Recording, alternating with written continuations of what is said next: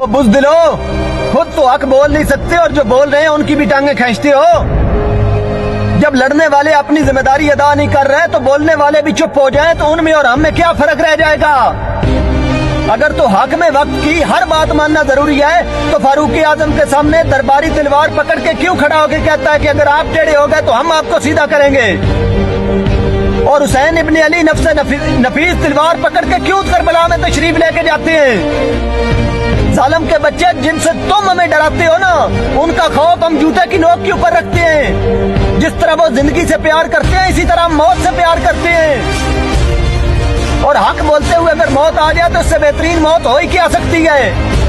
हमको बड़ी अच्छी तरह पता है ये दौरे बातल चल रहा है और इस दौरे बातल में हक परस्तों की बात रहती है। वो सर रहे न रहे कोई फर्क नहीं पड़ता।